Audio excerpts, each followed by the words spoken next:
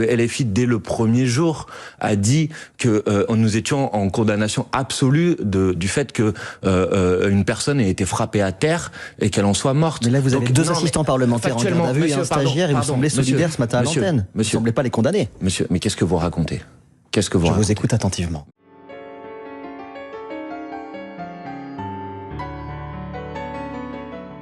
Une semaine après le lynchage à mort de Quentin de Ranc, 11 personnes ont été interpellées, dont désormais 2 assistants parlementaires de l'un de vos députés, Raphaël Arnaud, fondateur du groupe d'ultra-gauche La Jeune Garde.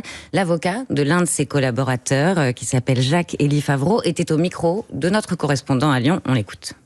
Il a reconnu les faits qui lui étaient reprochés, en tout cas la commission de violence et sa présence sur les lieux. Et il a indiqué qu'il n'était pas l'auteur des coups qui ont provoqué le décès de M. Duranc. Il s'est dit absolument dévasté. Mardi pourtant, l'insoumise Mathilde Panot assurait à l'Assemblée qu'aucun insoumis n'était impliqué, ni de près ni de loin, dans ces violences. Manuel Bompard, est-ce que vous avez menti ou vous vous êtes trompé? Mais d'abord, cette personne n'est pas insoumise. Ah bon? Un collaborateur de député insoumis n'est pas considéré comme un insoumis? Non. Enfin, la participation à une formation politique, c'est une chose. Le fait d'être employé comme collaborateur d'un député, c'est une autre chose. Donc là, vous faites c'est vous qui mentez, en l'occurrence, en faisant ce parallèle. Moi, je vous cite les propos de Mathilde Panot. Mais vous considérez que ce n'est pas un insoumis? Mais c'est pas je considère, madame. Qu'il n'est pas lié aux insoumis. Mais c'est pas une considération. Il n'a jamais eu sa carte chez vous? Non.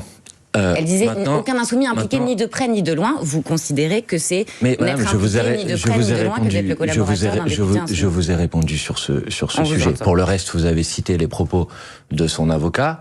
Son avocat ne dit pas qu'il a participé directement au drame. Son avocat dit qu'il a participé des violences, donc de la scène de violence qu'on a pu voir ensuite dans la deuxième vidéo qui a été publiée, c'est-à-dire cette scène d'altercation entre 2 groupes de personnes, dont d'ailleurs il est parfois difficile d'identifier qui fait quoi précisément. Moi, je suis pas enquêteur, je suis pas juge, je suis pas procureur. Donc il y a une enquête qui est en cours et elle devra déterminer les responsabilités. Ensuite, vous citez le nom d'un deuxième collaborateur. Oui. Et vous ne dites pas que les faits qui lui sont reprochés ne sont pas d'avoir participé au drame. Les faits qui lui sont reprochés manifestement, ou en tout cas le cadre dans lequel il est entendu, c'est le fait qu'il aurait eu des contacts, en quelque sorte, si j'ai bien compris les raisons de son audition, qu'il aurait eu des contacts ensuite avec les personnes qui, eux, auraient été présents sur place. Donc, il faut faire et lui non attention plus, il n'est pas lié à la France Insoumise, ni de près ni de loin? Non, madame, mais je veux juste, une fois que j'ai répondu à vos questions, vous rappeler quelques éléments. On est normalement dans un état de droit. Il y a un article qui est l'article 121-1 du Code pénal que le Conseil constitutionnel a érigé d'ailleurs comme principe constitutionnel, qui dit que nul ne peut être responsable d'autre chose que de son propre fait. Donc la manière avec laquelle on essaye de rendre responsable Raphaël Arnaud, qui n'est aucunement concerné par l'enquête. Ça veut dire qu'il ne va pas être exclu de la France Insoumise? Certainement pas, madame. Certainement pas. Pas même suspendu, Manuel Bompard? Madame, pardon. Vous avez des responsabilités. Vous êtes des médias, d'accord?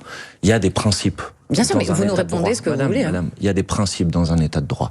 Ces principes dans un état de droit, c'est le fait que nul ne peut être responsable d'autre chose que des actes qu'il a commis lui-même. Ces principes dans un état de droit, c'est ce qu'on appelle la séparation des pouvoirs. C'est ce qu'on appelle le secret de l'enquête. Alors moi, j'ai bien compris. Donc il sera ni exclu ni suspendu aujourd'hui, Manuel Bompard. Non, pardon, c'est important parce que Maud Bréjon, la porte-parole du gouvernement, vous appelle à l'exclure. Oui, mais en fait, c'est pas parce que Madame Bréjon me demande de faire quelque chose que je dois le faire, parce que vous savez, nous sommes dans une démocratie et que ce n'est pas au gouvernement de décider des modalités d'organisation des groupes d'opposition dans une démocratie. Mais quand le garde des Sceaux, Gérald Darmanin, quand le garde des Sceaux, je finis ma question, je finis juste ma question parce que c'est complémentaire. Quand le garde des Sceaux, je vais vous couper pendant vos questions si vous me coupez pendant mes réponses. LFI ne se désolidarise de rien. Monsieur, laissez-moi terminer ma réponse et ensuite je répondrai à votre deuxième question. Je vous disais que nous sommes dans un état de droit normalement. Alors j'ai bien compris cette semaine qu'une grande partie de la classe politique et de la classe médiatique a décidé de bazarder absolument tous les principes qui sont les principes d'un état de droit.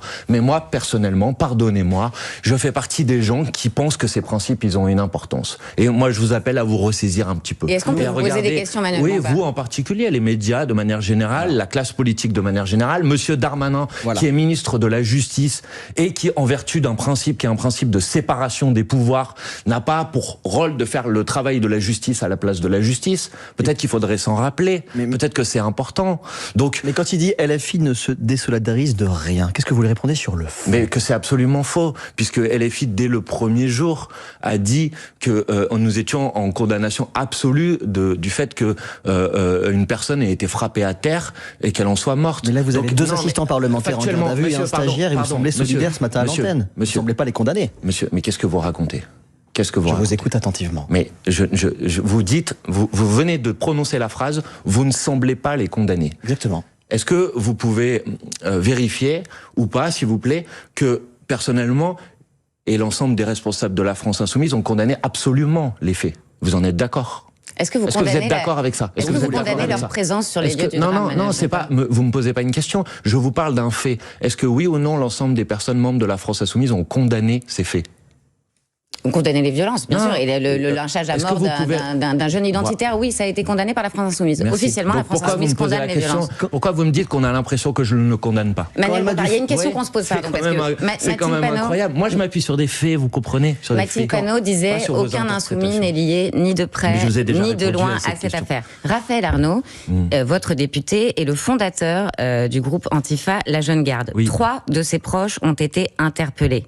La plupart des interpellés sont des membres du mouvement La Jeune Garde. L'un d'eux reconnaît des violences. Pardon, mais pour vous, ça n'est pas suffisant comme motif d'exclusion ou de suspension, et ça ne signifie pas que vous êtes à minima lié de loin. Non.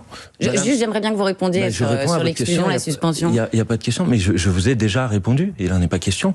Pas de suspension, pas d'exclusion. Mais je vous ai répondu, madame. En vertu de quelles règles que vous avez inventées désormais, une personne, un employeur, devrait être responsable des actes commis par ses salariés? C'est le fondateur d'un mouvement Antifa, la Jeune Garde, connu dissous pour violence, Manuel Bompard. C'est une question liée à ses collaborateurs. Est-ce que vous connaissez... Ses collaborateurs sont membres aussi de ce mouvement. Est-ce que, madame, vous déterminez désormais que dans notre pays, quand un salarié commet un acte problématique, s'il l'a commis, c'est son patron qui doit en être responsable? Non, mais faire entrer à l'Assemblée un mouvement Antifa qui a été dissous pour violence, Manuel Bompard, pour vous, c'est pas avoir une responsabilité dans les violences que commettent ensuite ce groupe? Mais c'est pas. Mais en fait, non, mais c'est une question. Donc vous êtes capable. Non, c'est pas une question, c'est une affirmation. Vous avez dit les violences que commettent ce groupe. Vous êtes capable. Il a été dissous pour violence, Manuel Bompard. Donc il y aura. Non, mais attendez, mélangez pas tous les sujets.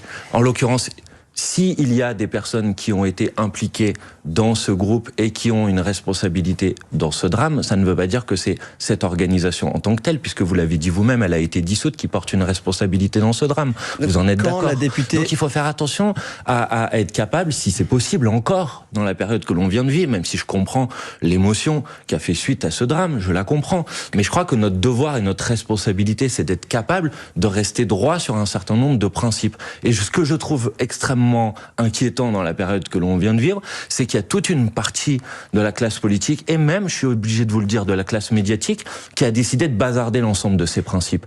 Et ben moi, j'assume de vous dire, et je suis fier de vous dire que je fais partie des gens dans ce pays qui considèrent qu'il faut rester attaché à ces principes. Monsieur Bompard, quand la députée LFI Alma Dufour disait sur BFM, je le précise, juste avant les interpellations, c'est important, avant les interpellations, néanmoins elle dit « Je mets mes 2 mains à couper que le collaborateur de Raphaël Arnaud, qui a été jeté en pâture comme ça, n'a rien à voir avec cette histoire. Néanmoins, s'il y a des liens à couper, nous les couperons. » Est-ce que ce matin, vous nous dites aucun lien à couper, aucune suspension, rien, aucune sanction? Mais enfin, c'est incroyable la question que vous êtes en train de me poser. Pourquoi? Mais monsieur, le collaborateur en question, il n'est plus collaborateur. Il a été démis, effectivement, de ses fonctions.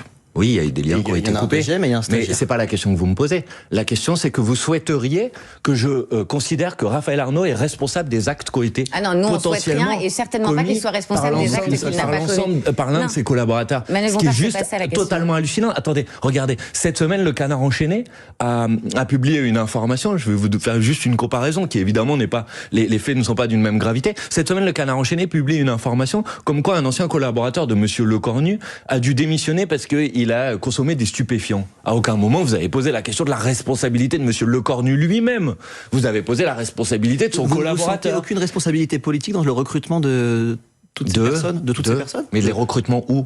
Je les ai recrutés dans quoi? Vous avez investi. En fait, c'est pas des questions que vous me posez. Vous vous rendez compte que, en fait, vous me posez des questions qui sont factuellement fausses. Si je peux dire quelque chose. La question qui se pose et qu'interroge la classe politique, c'est le rapport de LFI à la violence, à la brutalisation, comme le pointent vos adversaires. Ça, c'est autre chose. Vous assumez aujourd'hui d'avoir investi comme député le fondateur d'un groupe d'ultra-gauche violent, fondateur qui en plus a été condamné à 4 mois de prison avec sursis pour violence volontaire en réunion, et dont aujourd'hui les collaborateurs sont impliqués dans ces faits.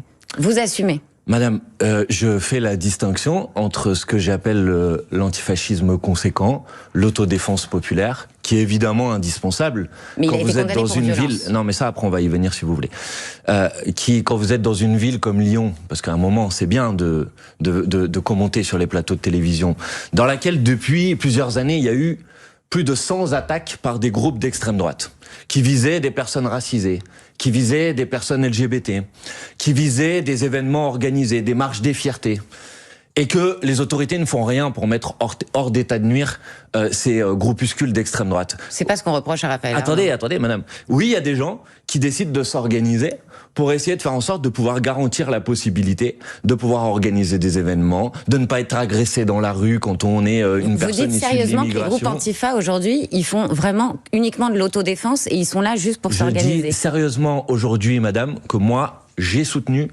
je soutiens et je continuerai à soutenir les groupes antifascistes qui font de l'autodéfense populaire. Même le groupe de la Jeune Garde, pour violence. Mais madame, ce que j'ai vu sur les vidéos qui ont été publiées par TF1 n'est pas de l'autodéfense populaire et que ce sont des faits que je condamne absolument. C'est simple, c'est clair. Pour le reste, madame, vous avez posé dans votre question le fait de savoir si la France insoumise appelait à la violence. Je vous mets au défi, vous, mais l'ensemble des journalistes, je vous mets au défi de trouver une seule expression de Manuel Bompard, coordinateur de la France Insoumise, de Jean-Luc Mélenchon, qui en est le fondateur, de Mathilde Panot, la présidente de son groupe parlementaire, de l'ensemble de ses parlementaires, de ses élus et de ses militants, je vous mets au défi de trouver une seule prise de parole qui appelle à la violence. Alors, et je peux répondre à votre question. Alors, écoutez ce que disait Jean-Luc Mélenchon. Vous trouverez exactement l'inverse. Jean-Luc Mélenchon. Écoutez ce qu'il disait mardi soir. Jean-Luc Mélenchon fait partie des gens qui, à chacune de ses réunions publiques et à chacun de ses meetings, a toujours appelé à la non-violence. Écoutez ce qu'il disait mardi soir, alors que le Premier ministre appelait LFI à faire le ménage dans ses rangs.